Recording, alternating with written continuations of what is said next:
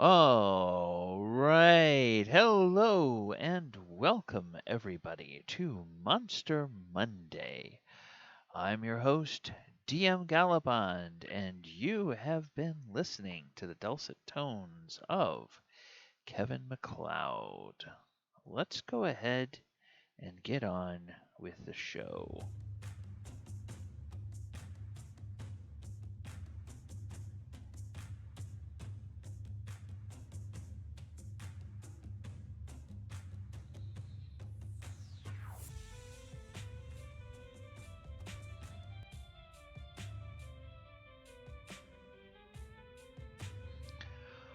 All right.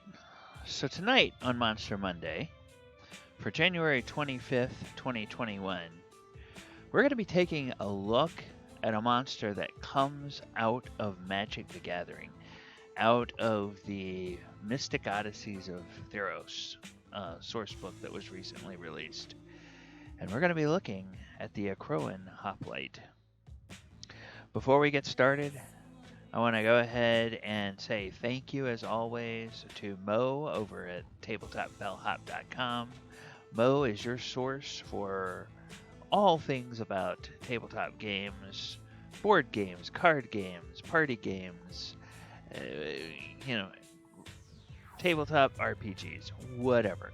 He's got everything in the world, from industry news, places you can go and purchase them, people talking about strategy, people talking about rules, people talking about new games that are coming out, that are under development, industry insiders, and people that do podcasts and streams about your favorite tabletop games.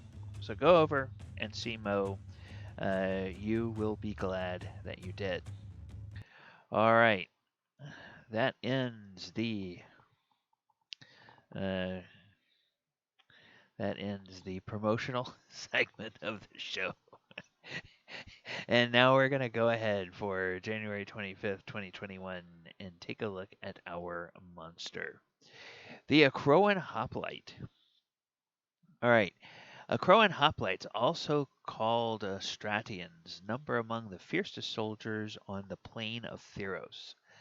They train relentlessly and possess unflinching resolve. In the annals of Akros, tales abound of squads of Stratians that defended a key location against a much larger force or crept behind enemy lines and wreaked havoc in the opposing army. Hoplites are highly trained warriors versed not only in strategy and tactics, but the glorification of the warrior's spirit, the basis of an ethos that forges an unbreakable bond between members of a military unit. In combat, these hoplites typically work in groups and use coordinated tactics to win their victories. Now, this is a picture that it's kind of annoys me in the D&D Beyond. They don't give you an image of the Akroan Hoplite, even though there was a card called Akroan Hoplite in Magic the Gathering, and it's Wizards of the Coast. It's all the same company. You're not violating anybody's IP by putting the image over on the D&D Beyond page. So, as far as I'm concerned, in this particular instance, Wizards of the Coast was just lazy not to put an image up there. So I went and I found some concept art from Wizards that had been posted on Pinterest, and it's at yazart.blogspot.com. As you can go and see the original of this art. All right. Now, speaking of Magic the Gathering, here is the art of the actual card itself. The Akroan Hoplite comes from the Theros expansion, and it's a creature human soldier. It costs 1 red and 1 white mana, so you have to be playing 2 colors in order to play it. Um, the It has a power of 1 and a toughness of 2. It's also a an uncommon card, as we can see, because the little expansion symbol is silver there. So when the Akroan Hoplite attacks, it gains plus X plus 0 until the end of the turn, where X is the number of attacking creatures you control. So this is kind of strategically, it seems like it's placed a little bit in a multicolor deck in the same way that sort of your white weenies or your little green mana pumping uh, creatures have always been, where you can sort of pump them up as they attack, and so you can have a very low cost army that you can build rather quickly, and then all of them attack and deal devastating damage. So I had to try to find some information about where the Crow Hoplites came from, and there's a little bit in D&D Beyond. There's a little bit from official Magic sources, but a lot of it is from fan sources, from the wikis and things that longtime fans of Magic the Gathering have put together. So Akros, uh, which is the city-state that the Akroan Hoplites come from, was inspired by Sparta. And it's a polis high in Kazachstan mountains, which serves as a shield between its holdings and the rest of Theros. The Akroans are half mythical even within their own time. They're known to be the most feared warriors in Theros. They've lived and died by the spear in the name of countless kings, hardening their armies generation after generation by fostering a culture that revolves around perfecting the body and mind for combat. The current king and queen of Akros are Anax and Cymede. Gideon Jura, originally known as Kithian Eora among his people, was also an Akroan. And the flavor text on this card is fair fight. How can it be a fair fight? We're Akroans. They're not. So there. All right, and art for this card was contributed by Igor Kierliuk, and the expansion came out in 2013. All right, so thinking about the Akroan Hoplite in D&D, when it came out for the Mythic Odysseys of Theros, is a humanoid creature.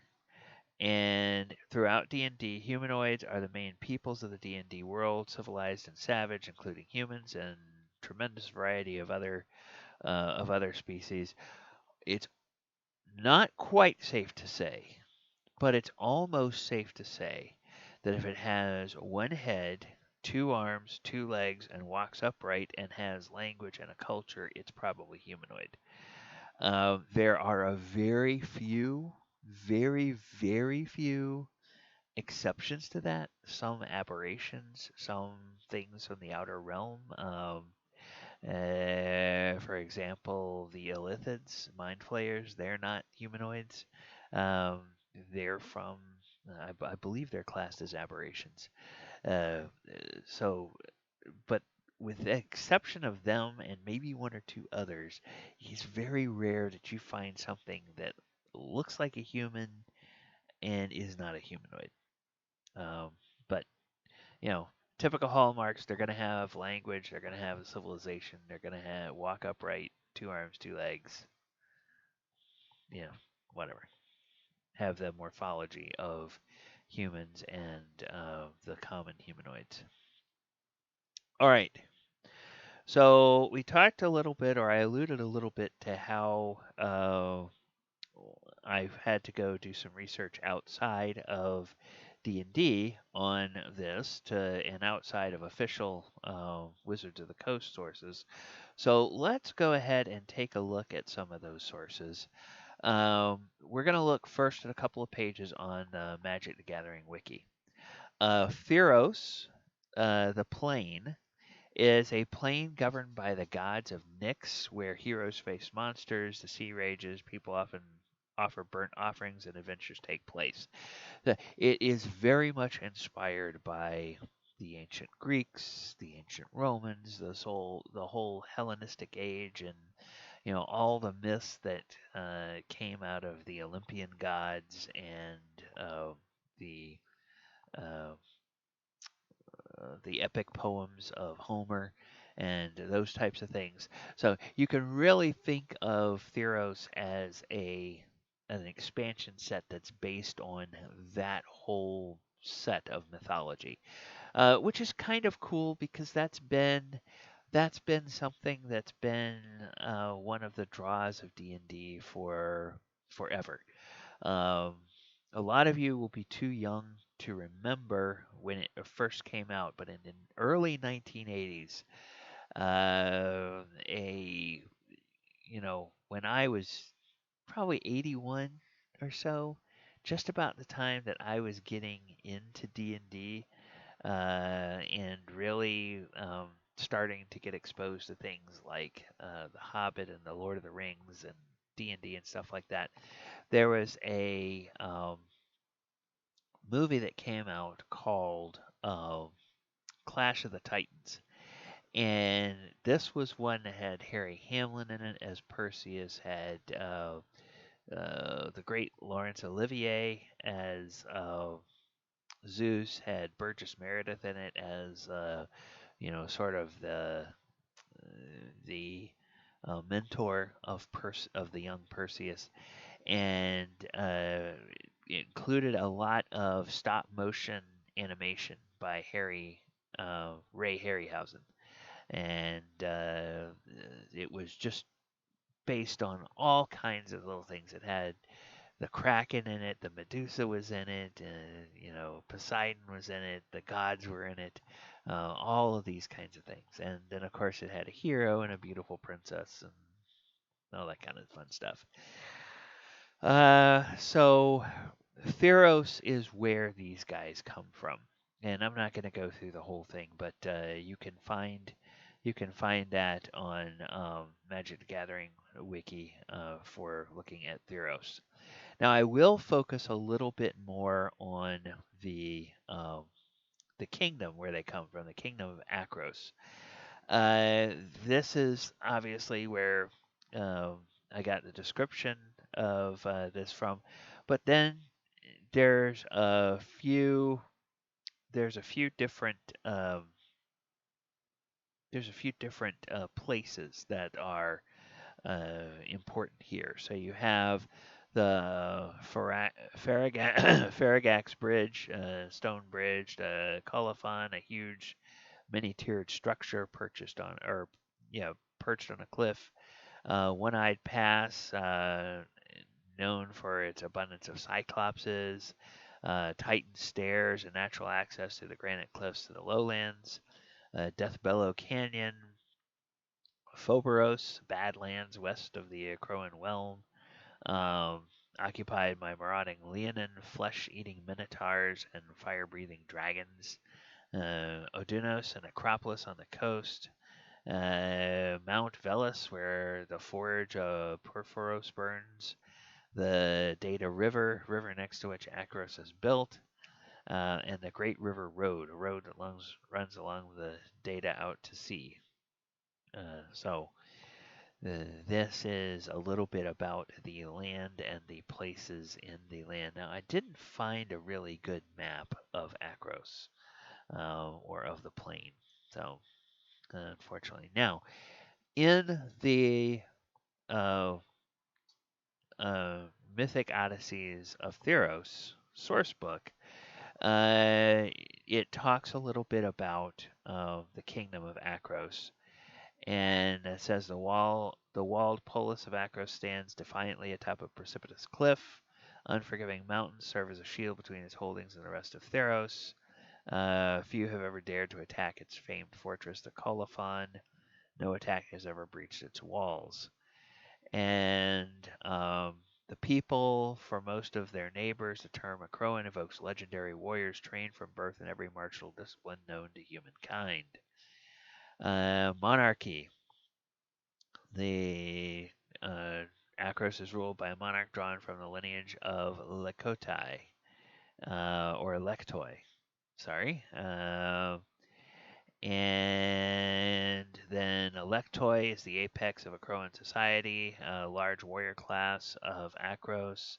The Stratians, military is formed in wandering bands of warriors known as Stratians, who are also drawn from the Electoi families. Um, and there's three different subsets of Stractoi, or three different Stratian subsets. Blah, say that three times fast. Then you have the spellcasters are called flame speakers. Then you then the lectoi. After they finish their military service, they become aristocrats. Everybody else is servants and serfs. Hmm, interesting. And they so yeah, just you have a few wealthy people at the top, and then a bunch of peasants in the bottom. Non-humans. Akros maintains a standoffish and often hostile stance towards neighbors, particularly minotaurs and the Leonin and the centaurs. And so then you have a bunch of other uh, other information about the kingdom and its surroundings. And then we have a myth, or several myths of the Akroan War. Centuries before the polis of Olanton sunk beneath the sea, its queen left her husband for the king of Akros. Slighted and heartbroken, the Olantian king summoned his whole host of royal spears and sails to wage war on the fortified mountain polis. It was a siege that stretched for decades. Whole parts of Akros were destroyed and rebuilt in the fighting. Heroes who knew only a life of conflict, performing feats of incredible prowess. Most people today know the event from the embellished account laid down in an epic poem, The Akroan War. Though the author has been lost to time, poems considered to be definitive accounting of the greatest war in history. So, yeah, I mean, it's so based on this expansion, and this plane is so based on the myths of ancient Greece that they've even based their epic war on the Trojan War. So that ought to tell you a lot about what you're getting into with this particular expansion and this particular plane, if you choose to set a campaign there. All right, so now we finally get to the monsters themselves, and as you see, as I said, don't even have a picture of them here. So, the Akroan Hoplite, armor class 18, 52 hit points. They pretty good stat array. Lowest stat being intelligence at 11. CR3. Hold the line. When the hoplite's holding a spear, other creatures provoke an opportunity attack from the hoplite when they move within 5 feet of it. When a hoplite hits a creature with an opportunity attack, the creature takes an extra 1d8 damage, and the creature's speed becomes 0 for the rest of its turn. And the hoplite makes 3 melee attacks or 2 ranged attacks. And the spear can be used for either melee or ranged attacks, and then it can also do a shield bash. So, there are Akroan Hoplite unit names that you can add to your game. The 3 Hoplite unit name tables present the sorts of titles used by Hoplite contingents hailing from Theros' greatest polis. Now, what's interesting is it says 3 tables, but there's only 1 table. So, all right. Let's go back to our thing over here. All right.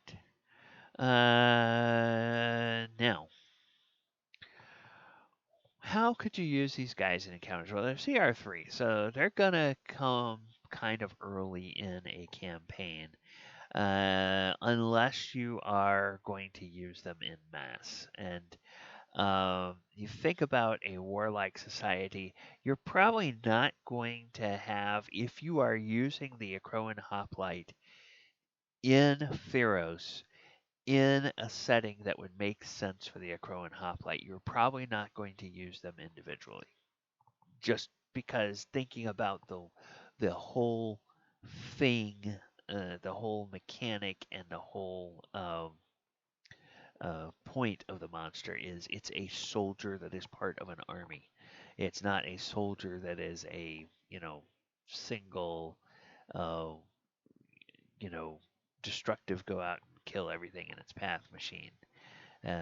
So if you are going to pull it out and reskin it or stick it in a different kind of campaign and put it there on its own, then you want to figure out how to balance it for an encounter. So if you want to make a hard challenge, if you put it up against a level 1 party, it is just beyond the threshold of deadly. And the CR3 is right in that sweet spot where if you use a single CR3 by itself, there's no level for which it is a hard encounter. It's either a deadly encounter, or if you go up to level 2 with your party, it flips down to a medium encounter. So if you want to create a hard encounter for a level 2 party, you can use the Akroan Hoplite and then add a bandit to add another humanoid like a bandit to the to the encounter. And then at level 3 or 4, it becomes an easy encounter. At level 4, to make it a hard encounter, you can add a second Akroan Hoplite. And so then let your level 4 party fight 2 of them. And with the fact that they get those 3 attacks and that they have that feature where they can um, stop an enemy just by that enemy coming within 5 feet of them, then and not waiting until that enemy is about to leave their threatened space, then that gives them a little bit more punch in terms of their firepower in a D&D encounter. All right, so we know that they are warriors. When you find them in Theros, and you have a campaign set in Theros, these are going to be the Spartan warriors. Okay, they're going to be like the 300 warriors holding the pass against the huge Persian army. So they're going to be very military, and there's no wrong way to have a D&D campaign if it's what the DM wants to run and it's what the players want to play. If you want to have a campaign where the players are soldiers or part of a unit in an army, and they're going out and they're fighting the armies of their kingdom, they may well, if they oppose Akros or if they are defending against an Akroan incursion, they may well go up against Akroan hoplites as members of of the armed forces. Um, so that's just something that you could do. If you are going to take it out of Akros, well, then you can put it in a different campaign, and you can either use it as a soldier and have a very militaristic society where you have very highly organized armed forces and lots of training and fierce fighters and those types of things. Or you could change it up and get into the reskinning, which is what we're going to take a look at next. All right. Military warriors, part of a Stradian force, but let's just let's just look at how those Stradian forces are composed, what the specific jobs of each Stradian force are, and think about ways you could reskin it into a different type of monster that does something similar. So, the three different Stradians, or the three different types of Stradians, are the Alamon. Those are rugged forces of wanderers that patrol Akros's borders. They're armed and armored for speed and agility, allowing them to move stealthily and strike unexpectedly. All right. Now, if you look in D&D, there are certain types of monstrous humanoids, like I think hobgoblins come to mind.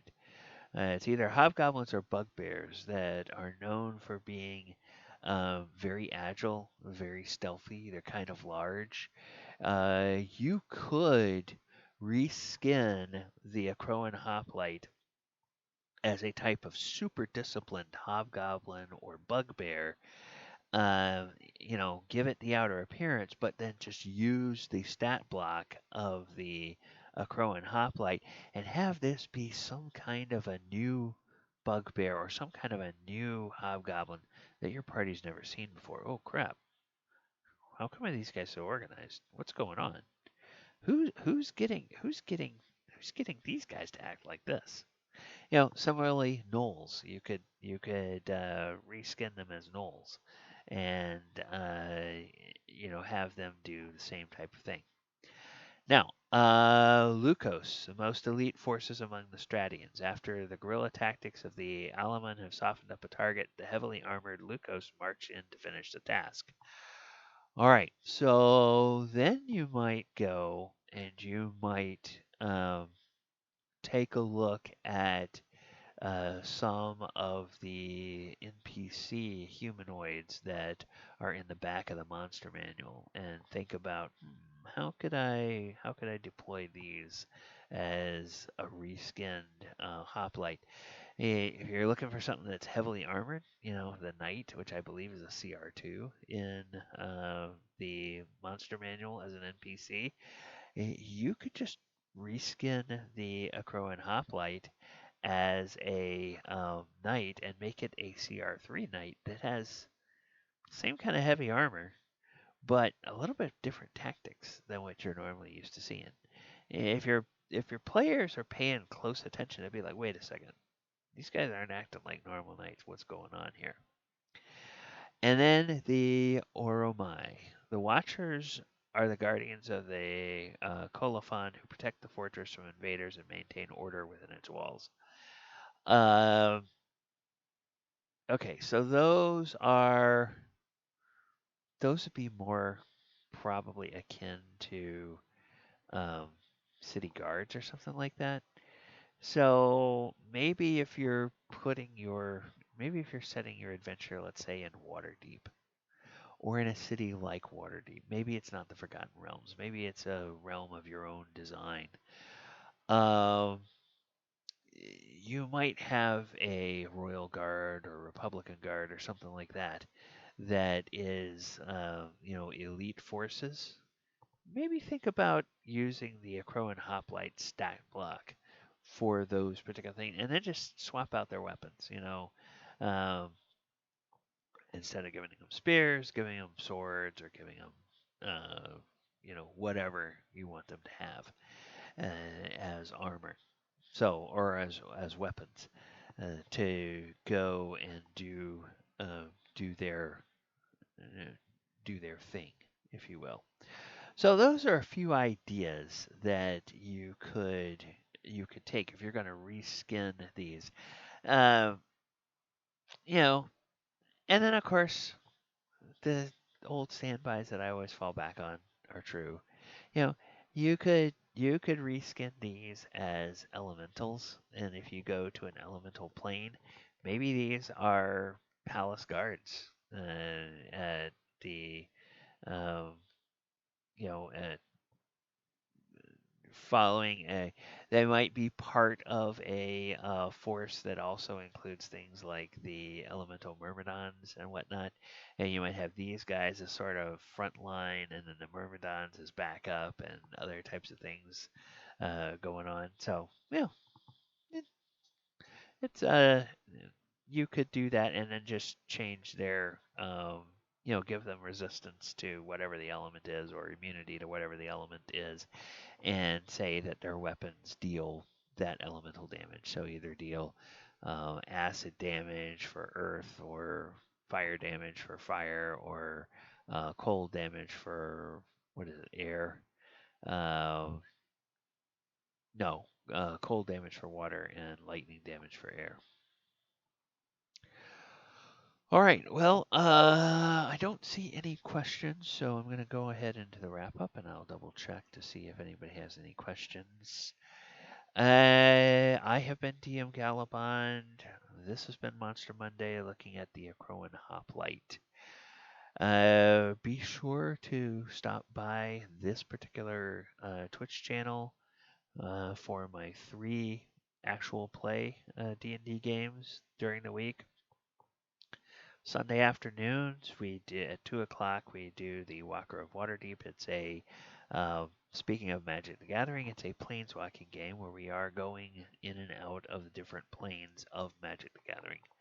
Right now, we are in the plane of Kamigawa. Sword Coast Chronicles is our love letter to the um, published 5th edition campaigns in um, in 5e, and they have been in the storyline of the Tyranny of Dragons. They have also been in the storyline of Princes of the Apocalypse, and they are now getting ready to go into yet another storyline because they have been sent to the Underdark. So, we are going to be in the city of Gracklstrug next session on Thursday night. So if you want to see these guys trying to figure out why this story is leading them from chasing cults of dragons to chasing cults of elementals to now chasing some sort of evil in the Underdark, tune in on Thursdays and find out. Then there's on Saturday night, there's the Lost Mine of original D&D. We're retelling the Lost Mine of Phandelver through the lens of the original D&D rule set from the 1970s. So this is D&D the way Dave Arneson and Gary Gygax intended you to play it, where you don't get death saves, and where spiders bite you and it's save or die. So, none of this, oh, I'm going to take some hit point damage from poison. No, you die from poison. So you can come and watch that on Saturday nights. Those are all over on the Twitch channel. Then on the YouTube channel, 7 days a week, archives from all of the streams, as well as original content that is not on the streams, that is on YouTube. All 7 days of the week. 365 unique pieces of content over there from last year, and we're still putting them up so far this year. So go take a look at all of that. All right, and that's on my YouTube channel. And then, of course, if you want to help support what we're doing here on the channel, please consider donating to the Patreon. And I believe that is going to do it. I see no questions, so I will sign off, as I always do, by reminding you to watch out for the monsters under the bed. Good night, everybody.